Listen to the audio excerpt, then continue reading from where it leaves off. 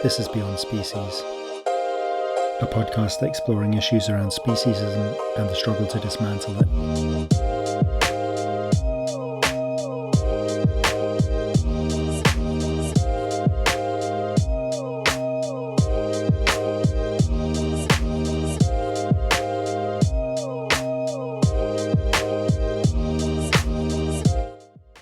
I'm Tofu Steve, and welcome to the episode. In this episode, we hear from Pinar. Pinar is a young anti-oppression activist based in Toronto. She's involved with the climate justice movement and a local grassroots animal liberation group. She tells us about some of the challenges of youth activism, from the impact on mental health to ageism, but also the hopefulness that can be found in activism too. Pinar's dreams of a better world for everyone motivate her to keep going. So do you want to start then by telling us about the activism that you do? Sure. So I do climate justice activism, animal rights activism, and human rights activism. So I started off in March of last year, and I was doing animal rights activism. I started going to vigils, and that's what made me go vegan. And after that, I started doing climate justice activism. I went to some climate strikes, and that was for climate justice. So it was Greta Thunberg's, her movement, Fridays for Future. And then in the summer of last year, I think it was almost every single day I would go to an event. They were mostly vigils, but I also went to a climate justice event at the Brazilian embassy here in Toronto, where we advocated for the Amazon. So we raised awareness about the Amazon fires and why it was happening. And then after that, I've been taking long activism breaks, and due to everything that's been going on in the community, I kind of left it, but then I keep joining. And then I went to a vigil and some grassroots events by Grass Toronto. They're a grassroots group here that protest restaurants, like local restaurants, not chains, almost every single week. And they try to collaborate with the restaurant so it's more animal friendly. Yeah, that's basically it. Okay. I actually wanted to ask you a question when you mentioned vigils there, because I'm always interested to hear from people who've been to vigils. What do you think about vigils in terms of their effectiveness? I used to think they were really effective, and I think that bearing witness, it's a good thing to do, but it's not I don't think that it should be done regularly, because it's very damaging to mental health if whoever goes to vigils, if they don't take care of their mental health, then it's really damaging. And even if I try to take care of my mental health, it's still really damaging. So I've stopped going to vigils. And about the effectiveness, I think there are more effective types of activism, but it's good to begin with vigils and then gradually move on to grassroots and other tactics.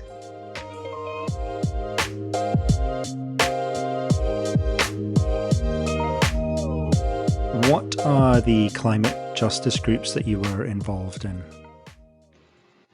So there was one group, Climate Save, and then there's another one called Climate Justice TO, Toronto. And I really like Climate Justice TO because they're super intersectional and anti-oppression, and they're also one of the groups that organized the Wet'suwet'en solidarity events. And I like their structure a lot. They're very community-based, and they're also anarchists. And so climate-wise, I've been to the Amazon fires event that was at the Brazilian embassy. And there was activists with the color smoke bombs. They weren't actual bombs, but they were smoky. I don't know what's it called, but they were using those, and then there was chanting and there was signs, and there was also, for Climate Justice Toronto, we did a train blockade in solidarity with the Wet'suwet'en people. And I guess that would be climate because it's Indigenous rights, and like those two are very tied. I've also been to Fridays for Future, and I went to the march and the youth strike, and then I watched some of their online strikes where they were doing Zoom calls, and they also pre-recorded it, so I watched it on YouTube as well. Yeah, that's basically it. So, did Climate Justice Toronto, do they focus mainly on kind of local issues? I mean, obviously climate change is a global issue, but I mean, do they do more kind of a focus on what's happening in Toronto or Canada more broadly? Yeah, they focused more on what happened in Canada, and also they occupied like one of the MP's office. I think she was in charge of Indigenous affairs with the Wet'suwet'en Solidarity, so they locked down her office, and they're more focused because her office was in Toronto, and many people who are responsible for what's happening with the pipelines, they're from Toronto and they have offices in Toronto. So they focus mainly on Toronto, but they also focus on Canada. So it's good to see that as a climate justice group, they're making the connections with the other struggles such as the Indigenous land rights. Yeah. And tell us about some of the other climate justice groups you've been involved in. I've been involved with Fridays for Future. I really like Fridays for Future because they're also intersectional, and they get like Indigenous speakers, Indigenous drummers, and just it's very diverse and not like some other groups. So they are acknowledging the struggles of people, and they also acknowledge how like oppression is connected, and that if we can't solve Indigenous rights, like if Indigenous people are still being mistreated, then we will never get climate justice. So they just really acknowledge the ties and give platforms. So that's what I really like about them, and the structure is nice too. What is it about the structure that you like? I like the speakers, like the speaker structure, and then how there's a march afterwards sometimes, and I think the values as well. They're very educational, and like I learn a lot from going to those strikes.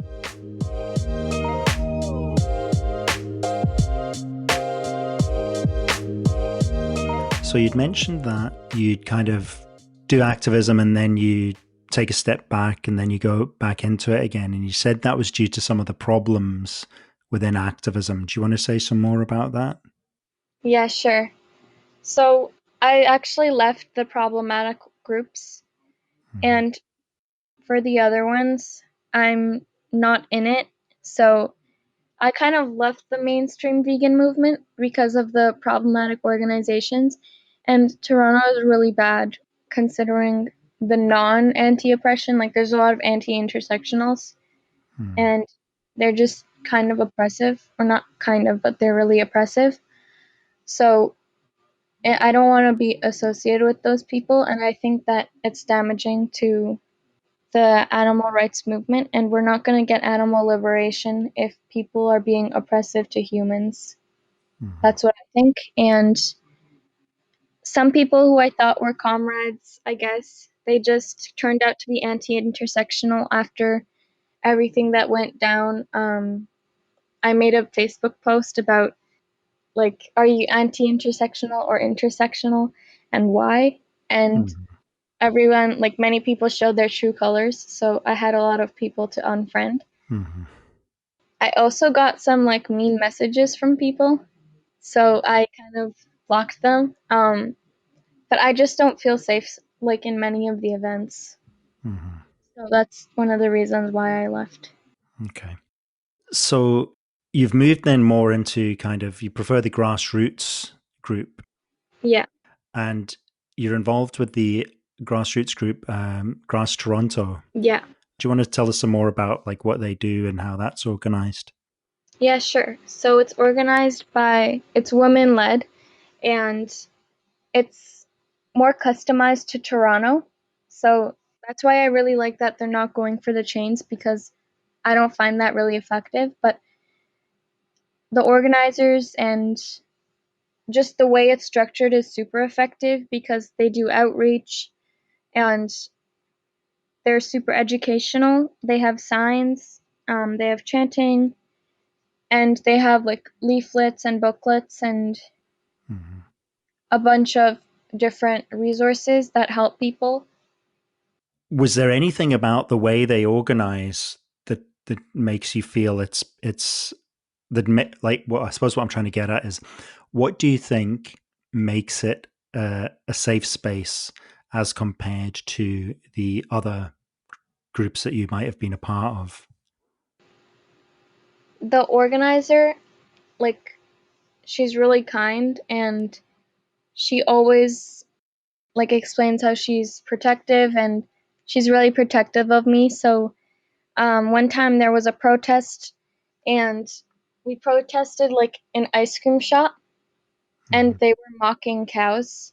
Like, they put a cow statue on the top with bags all around the cow, and we just found that really disrespectful. And since it was an ice cream shop, it was obviously exploiting animals, so we didn't like that either. So when we did the protest, the owners got extremely angry, and they took a hose and they were yelling at us, and then I was crying because the owners yelled at me, and Mm-hmm.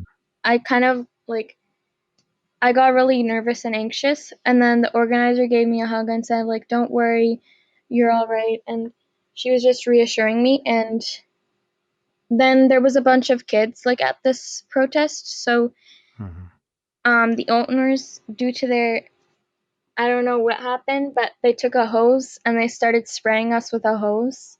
Mm-hmm. So, that's why the organizer told all the kids to step away, and like there were a few adults that were protecting us. They were like human shields. That made me feel very safe. And I also got insulted by someone, and that really hurt my feelings, like at a protest at a butcher shop. This was another one. Mm-hmm. And the organizer also gave me a hug and reassured me, so Okay. I feel safe there. And as for the type of actions they take, anyway, this kind of protest against consumer outlets, what do you think about that? Against consumer outlets? So, like the restaurants, do you think that? I suppose what I'm getting at is, if we're trying to bring about systemic change, I know a lot of groups focus on like the consumer angle of it. Do you think that like going to the restaurants and doing protests there is working as part of it? I think it's slowly changing their options. However, no restaurants have like gone fully plant-based because of the protests. So there was actually a few restaurants, they added things to the menu. However, I don't think I mean, it's better than nothing, but it's still not like animal liberation. Mm-hmm. Um, I think there definitely are better tactics, but this, like the way these protests are done, are better than some other groups that I've seen in Toronto.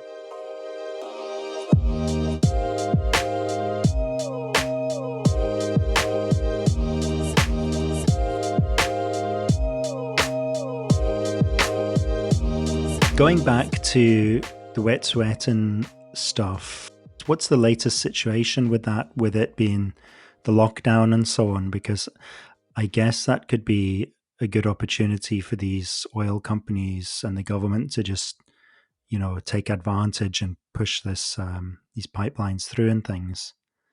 Yeah. So there were some people in the territories, and they were reporting that they saw trucks with pipelines.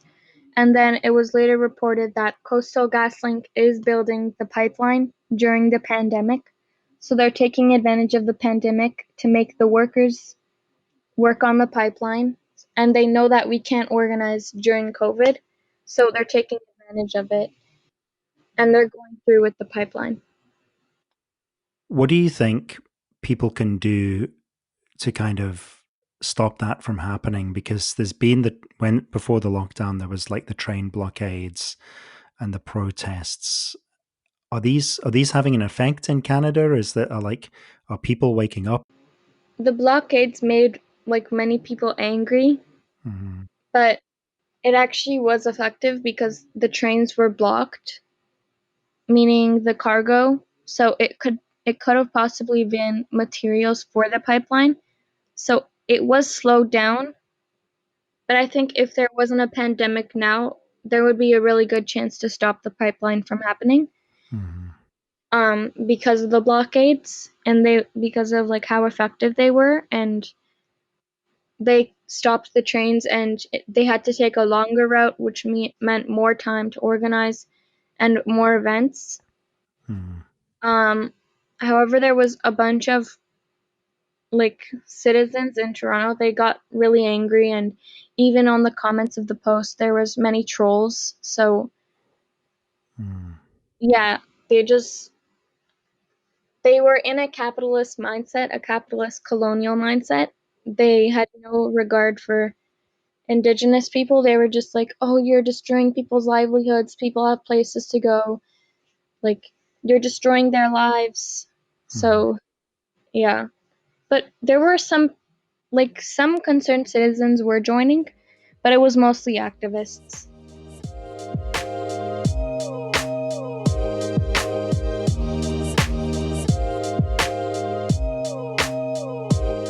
So you've obviously mentioned it's important for you to be involved with groups that have an intersectional approach. So what do you think then about, like, why is it important for us to be anti-oppression? I think it's important for us to be anti oppression because we can't get marginalized people, and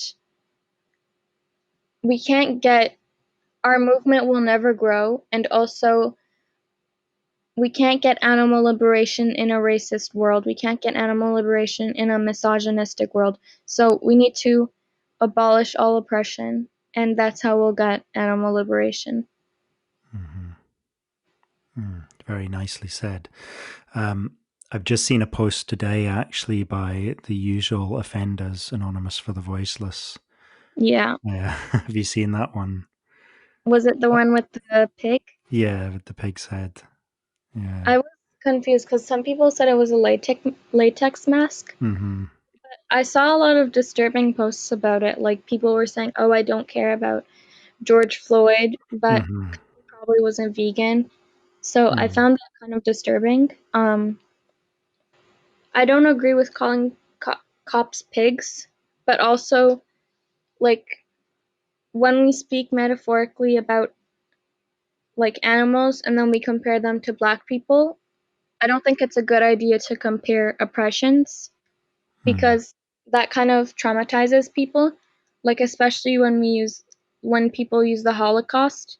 Like I don't agree with that because it can traumatize victims of Holocaust, and just comparing oppression saying, oh, animals have it much worse than black people, it's kind of privileged to say Mm-hmm. because we're never going to get animal liberation if people continue to say that. And it traumatizes people. And like if I was being oppressed and someone told me that animals have it worse than me, like that's kind of disrespectful to tell someone who's being oppressed already that another group has it worse than you. Like Yeah. that makes them feel so little, and I feel like that's a form of oppression in itself. Mm-hmm. Yeah, definitely. So, what are some of the challenges then of being a young activist? Probably mental health, because it's really hard to keep a mental health, like because I'm developing and I'm still a teenager, so sometimes I feel very hopeless and my mental health gets really bad. So that's definitely a really big challenge, my mental health. Another one would be ageism. I don't know if that's a thing, but like when people mistreat you because of your age Mm-hmm. Yeah. online. I've gotten messages from older men saying, "You don't know what you're talking about. You're just a little kid." Like, and then there were actually some animal rights activists who were like making fun of me for my age, and they were saying, "You don't look a day over 18. You're too young to worry about this shit." And they were just completely belittling me because of my age. So that hurt. Mm. Yeah, I would imagine that ageism is definitely a factor. Um, and it sounds like it from what you've said. Hmm. And it's interesting because obviously we've seen, maybe particularly in the climate justice movement recently, that a lot of it is being led by younger people. Hmm. And this is, it's your futures that you're fighting for. There's a lot of older people who are not going to have to live through the consequences of the actions that we've taken in the past and that we're taking now. So like I feel that there's like like a really a really strong and like bold presence from young people, trying to raise people's awareness and take control of the situation that you've been handed,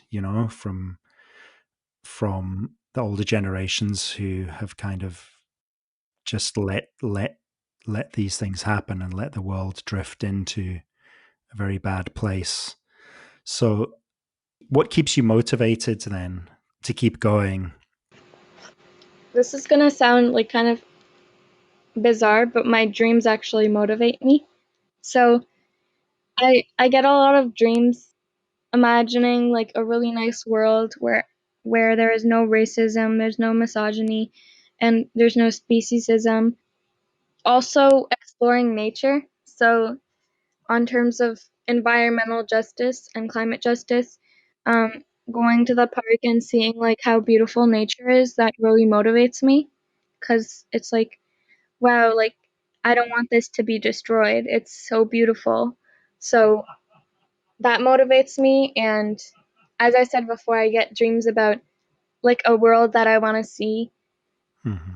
where everything is community based and like from an anarchist standpoint, because I'm an anarchist, Mm-hmm. um, like there's no law enforcement and everyone's living in harmony. Mm-hmm. Although there will probably always be disputes, but I think that like the idea of law enforcement, because originally they were actually like it was created by colonizers, the whole police state. So it's very colonial and it's not meant to protect Black, Indigenous people of color. Mm-hmm. And also, I heard that they were like snitching on slaves who were escaping. So they were actually enforcing that. So that's another reason. And yeah, that's basically what motivates me.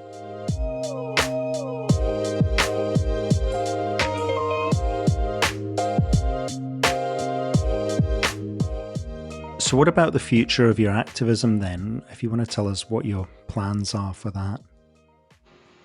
I've been planning on making a documentary about anti oppression and like what's been going on with the world and connecting it to COVID. Like, not conspiracy theories, but just what we can do to help people and online activism. Although I don't think, like, sharing Instagram posts is good and all, but I want to start like doing beach cleanups Mm-hmm. and collaborating with other movements and other people from Mm-hmm. other movements. I think that's a good idea. And making YouTube videos because they reach a lot of people. So I think it would be educational. Um, and focusing on grassroots activism. Mm-hmm. How could we make online activism more effective? Do you think it's working in terms of the vegan or animal rights movement? I think some posts that I see, like I've gotten a bit of a wake-up call. Some of the posts I see, they're not really effective. I mean, graphic posts, I don't think they're effective because while like a small percentage of people might go vegan because of graphic posts, it might not, it might scare some people into not being vegan. Though I do think that we need to change our goals as well. Like I've Mm-hmm. gotten a wake up call about this as well. Like instead of focusing on making people vegan, like raising awareness on the exploitation of animals Mm-hmm. and meeting also for future activism, like getting political. Mm-hmm. Some politicians are corrupt, but I think speaking to MPs is a good idea. And also putting pressure on companies, like pressure campaigns, those are really good.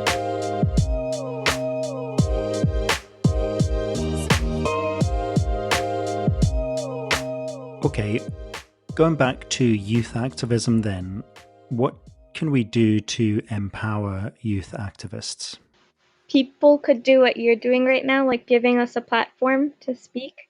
It's really reassuring to know that people like care about youth voices and also not being ageist, like treating people like they're inferior because of their age or treating people like they don't know anything just because they're a youth. How can we empower? We can, as I said before, give them platforms and also ask for their opinions for certain things and maybe organizing with them. That's a very empowering, like organizing with youth.